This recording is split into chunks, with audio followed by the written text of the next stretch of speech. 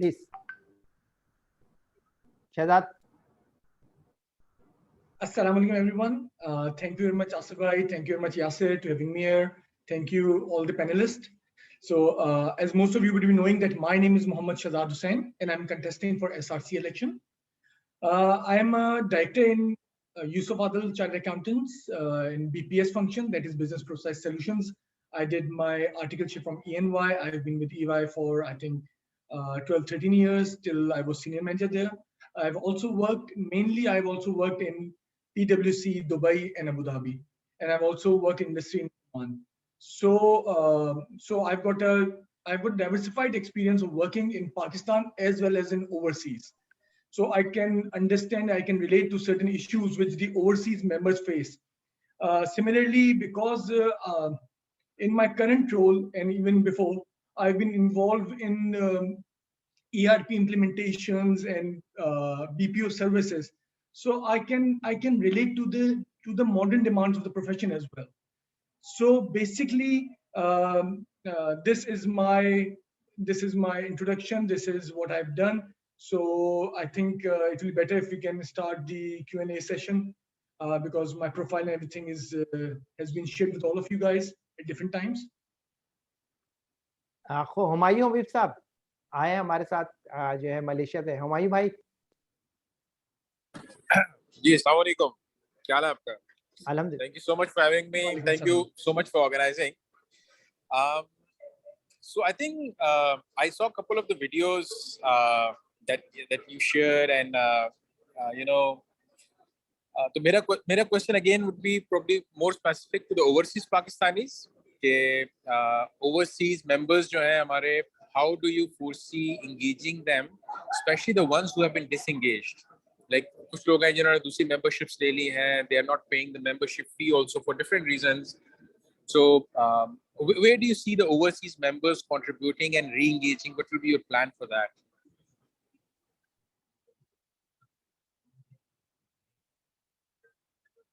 शहजाद. बिल्कुल हुमायूं साहब, thank you for putting in this question. देखिए बेसिकली आपने अगर मेरा एजेंडा या मेरी वीडियोस देखी होंगी तो मैं एक चीज बहुत स्पेसिफिकली बात करता हूँ. मैं ये बोलता हूँ कि हम लोग आजकल जो ओवरसीज लोगों की बात करते हैं, ओवरसीज मेंबर्स की बात करते हैं, उनकी डिसएंगेजमेंट की बात करते हैं. I have been through that process as well. क्योंकि होता ये है कि मैं भी अपने जितने अभी भी कोलीग्स हैं उनसे बात करता हूँ. The first question they ask is what we are getting from this membership. ये पहला सवाल है. उनको इसकी इंपॉर्टेंस या उनको हम क्या दे रहे हैं इसके बदले में, specially when they compare what ICAP provides to member to other institutions of other countries. Number one, obviously हम शायद आज की डेट में वो प्लेटफॉर्म, वो चीजें, वो सपोर्ट नहीं दे रहे हैं जो शायद बाकी इंस्टीट्यूट्स देते हैं. सेकेंडली, आजकल जो हम दो बातें बहुत ज्यादा कर रहे हैं वो हम ये कर रहे होते हैं कि काउंसिल में ओवरसीज की सीट्स की हम बात कर रहे होते हैं. सो हम लोग जब काउंसिल में ओवरसीज की बात कर रहे होते हैं, सीट्स की बात करें, ऑब्वियसली क्योंकि वो एक खासा मेजर सेगमेंट है हमारा और जिनके अपने स्पेसिफिक इश्यूज हैं. दैट्स व्हाई उनकी मेंबरशिप या उनकी काउंसिल में सीट्स होनी चाहिए. और वो एक they are a one unit sort of. उसमें नॉर्थ साउथ नहीं, बल्कि वो ओवरसीज के तौर पे होना चाहिए एज वन. ये मेरी अंडरस्टैंडिंग है. सेकेंडली, आसिफ भाई आपकी आवाज नहीं आ रही. सेकेंडली हम एक चीज जो इग्नोर कर रहे हैं इस डिबेट में सारे, वो हमने एक जो प्रोसेस शुरू किया था चैप्टर्स का. जब हम काउंसिल की बात कर रहे, काउंसिल में सीट की बात कर रहे होते तो हम ये नहीं देख रहे होते कि चैप्टर के जो हमने सेटअप शुरू किया था ओवरसीज में, उसको हमने नॉट कंप्लीटली काफी हद तक इग्नोर कर दिया है. क्या हम उनको वो सपोर्ट दे रहे हैं चैप्टर्स को, देना चाहिए नहीं देना चाहिए? सो बेसिकली ओवरसीज की जब हम बात करते हैं तो ओवरसीज की डिसीजन मेकिंग में ओवरसीज के मेंबर्स को क्या सपोर्ट चाहिए, उसमें ओवरसीज मेंबर्स की से होनी चाहिए. इवन मैं अगर बहुत साल बाहर रहा हूं, लेकिन अब मैं पाकिस्तान में हूं, so obviously I won't be able to relate to exactly what issues you guys are facing at this point of time. मैंने अपने टाइम पे जो फेस किया मुझे पता है, I can relate to them. But आज की डेट में आप क्या इश्यूज फेस कर रहे हो वो आप ज्यादा बेहतर समझते हो. इवन कोविड के दिनों में आप लोग क्या फेस कर रहे हो आप ज्यादा बेहतर समझते हो.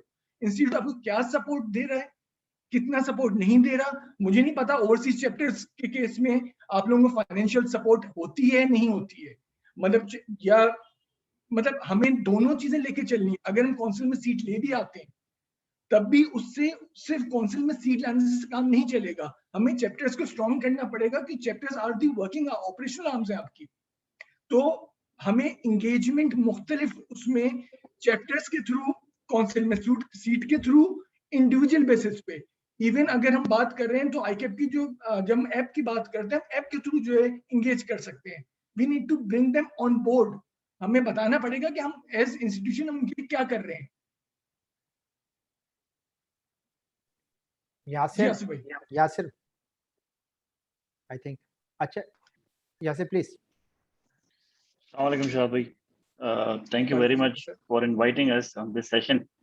Shahab bhai, over the past, what we have seen that overseas members have been neglected on various fronts by SRC, क्योंकि वो CPDs and different kind of activities that should have been where overseas members could have been included have not been included. So that is something that not a question, as a request that if you get elected, inshallah, that is something I think as a part of overall engaging the overseas members and the members at large. So I think that is something that needs to be looked into. Not sure agar tech wali jo cheezein hain, it falls under SRC or council, but I think that is a very, very big element that needs to be considered. कि हमारे जो take है उसको proper तरीके से utilise कर सकें for the connectivity of members at large. I think ये 2 पॉइंट्स हैं as a request, not any specific questions, क्योंकि क्वेश्चंस इसलिए भी नहीं है क्योंकि I know you personally, I work with you and I know you, I vouch for your leadership skills, so there's no doubt about the qualities that you have, no doubt about the way you work, and I'm sure you will definitely add value to the SRC. Even Yasir, even if you go through my vision statement, which I gave, I think, a couple of months back, I've specifically given this point that we need to engage and we need to bring the overseas chapters and the overseas members into the decision making. For example, if we are arranging some sessions or some webinars, something, we need to bring on board the overseas chapters on that as well, even on the topic wise, on the panelist wise, or the participant also should be included in a way. So हमें in any case, मेरा अपना vision ये है या मेरा अपना point of view ये है कि हमें हर सूरत में ओवरसीज मेंबर्स को, या इवन अगर हम दोनों साइड पे देखें, लोकल में भी जो डिसग्रंटल्ड मेंबर्स हैं, जो अपने आप को पार्ट ऑफ इंस्टीट्यूट नहीं समझ रहे, we need to bring them back into our fold. We need to give, उनको फीलिंग देनी है कि हमारा पार्ट है। और बिल्कुल तुम सही कह रहे हो, मुझे ये पता है कि कुछ ऐसे सेशंस हुए हैं क्योंकि वो एसआरसी ने किए हैं और वो एरिया स्पेसिफिक है, तो ओवरसीज के मेंबर्स उसको अटेंड नहीं कर सकते। इस किस्म की कुछ कंप्लेंट्स, इस किस्म की कुछ कमेंट्स आए ड्यूरिंग कैंपेन। शहजाद, तो ऑब्वियसली मतलब हमें ये शहजाद टाइम शॉर्ट है थोड़ा सा, मैं आपको ये बताऊं कि जहाजेब अशफाक साहब ने कहा है कि ICAP should maintain of training article record, it was introduced just a paper file exercise. तो ये जो आर्टिकल्स वालों के जो प्रॉब्लम्स हैं और इनका रिकॉर्ड, आपका क्या इस बारे में राय है कि वो ये कह रहे हैं कि आईकैप को खुद भी रिकॉर्ड रखना चाहिए जो आर्टिकल्स ट्रेनिंग उसका, क्या अभी है कि नहीं, मुझे इसका नहीं पता, तो प्लीज इस बारे में बताइए। ठीक है, अच्छा, मैं सिर्फ ट्रेनिंग्स की बात नहीं कर रहा, मैं आईकैप की एज अ ओवरऑल बात कर रहा हूँ। मैं एक चीज आपको बताता हूँ कि अगर हम आईकैप की बात करते हैं तो आईकैप में डिफरेंट स्टेक होल्डर्स हैं। चाहे वो नया बच्चा जो इंडक्ट हो रहा है, दैट इज टैलेंट, चाहे जो स्टूडेंट है जो पढ़ रहा है वो है, चाहे ट्रेनीज हैं, हमने सबके साथ हम डिसकनेक्टेड हैं। हमने जो नया टैलेंट आ रहा है, जो नए लोग आ रहे हैं, वो हमारी तरफ अट्रैक्टेड नहीं है ब्रांडिंग की वजह से, इमेज की वजह से। जो हमारा स्टूडेंट है वो आईकैप से रिलेट नहीं कर रहा, वो रीड से ज्यादा रिलेट कर रहा है, वो आईकैप के साथ कनेक्टेड नहीं है। सिमिलरली जो आपकी ट्रेनीज हैं वो आईकैप के साथ उतना कनेक्टेड नहीं है। आईकैप को बहुत सारी जगहों पे अपना रोल लेना पड़ेगा, और ये खाली एक चीज नहीं है। It's not only overseas, it's not only you. इसमें हम स्टूडेंट्स की बात कर रहे हैं, हम इसमें टैलेंट की बात कर रहे हैं, नया टैलेंट जो नहीं आ रहा है, जो नया टैलेंट दूसरी क्वालिफिकेशन की तरफ जा रहा है, हमारी ब्रांडिंग का मसला है। मतलब बहुत सारी चीजें हैं। सॉरी, मैं शायद डाइवर्ट हो जाऊंगा अपने टॉपिक से या उसमें आपके सवाल से। इवन जो मैं काउंसिल के लेवल बहुत सारी चीजें देख रहा हूँ, जो कंटेस्टेंट हैं बहुत सारे, उसमें बहुत सारी चीजें देख रहा हूँ।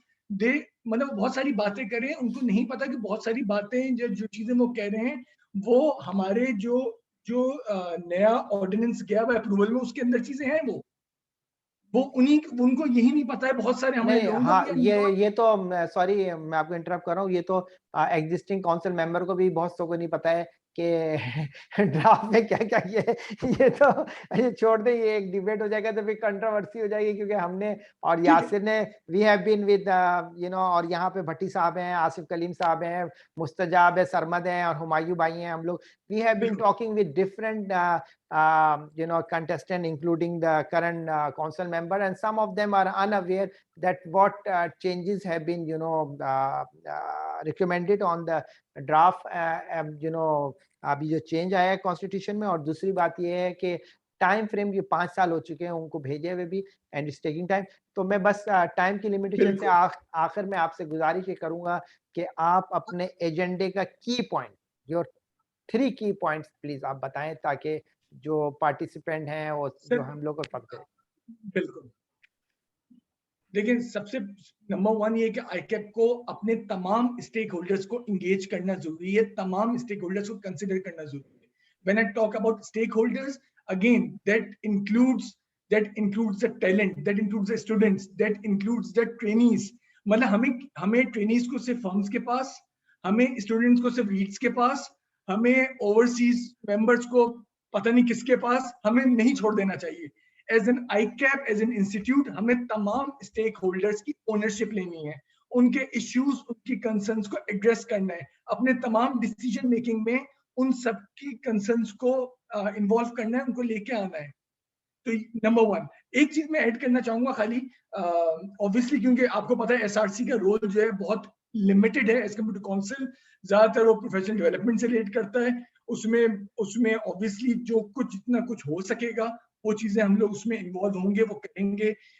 मेरा अपना एक्सपीरियंस बहुत सारी चीजों में है, पर्सनल एक्सपीरियंस, इंटरेस्ट है मेरा, वो मैं उसमें जाहिर बात है इन्वॉल्व होने की कोशिश करूंगा इंशाल्लाह अगर इलेक्ट हो जाता हूँ। Thank you very much. बिल्कुल लास्ट पॉइंट आपका।